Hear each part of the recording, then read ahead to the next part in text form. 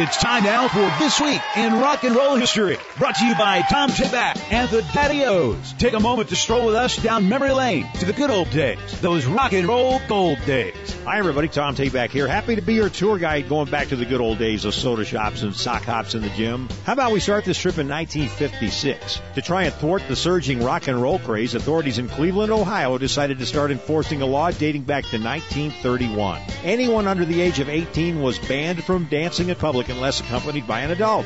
James Brown and the famous Flames signed a recording contract with King Records in Cincinnati. This was not a marriage made in heaven, though. James Brown kept violating his contract, and King Records ended up suing him. Elvis Presley's first smash hit single, Heartbreak Hotel, was released by RCA Records. They had purchased his contract from Sun Records for $35,000. Sound like a lot of money for the times? Well, Heartbreak Hotel sold over 300,000 copies in the very first week, would eventually top way over 1 million and become Elvis's first gold record.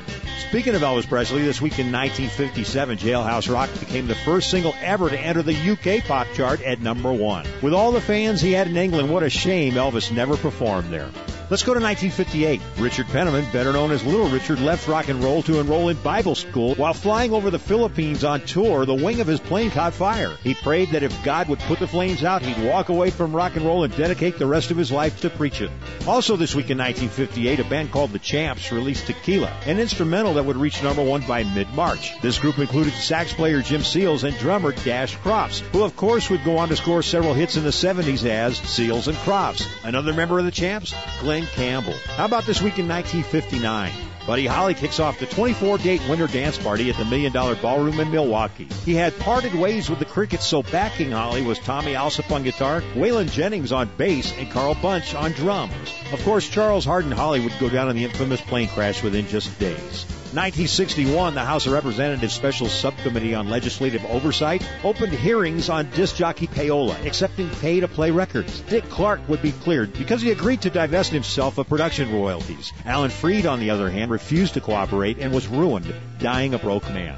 This week in 1962, the Beatles signed a contract to have Brian Epstein manage them, getting 25% of what they earned. By the way, Epstein never did sign the contract. Elvis Presley got his 29th gold record for Just Can't Help Falling in Love, just weeks after also getting a gold record for his Blue Hawaii soundtrack album. And lastly, this week in 1963, the Rooftop Singers topped the charts with Walk Right In. If this is your kind of music, you'll love our 50s and 60s Graffiti Gold Show with Tom Tabak and the Daddy-O's, a 90-minute blast from the past. For booking information, show dates, locations, and tickets, visit GraffitiGoldShow.com. That's GraffitiGoldShow.com. Be there or be square, GraffitiGoldShow.com.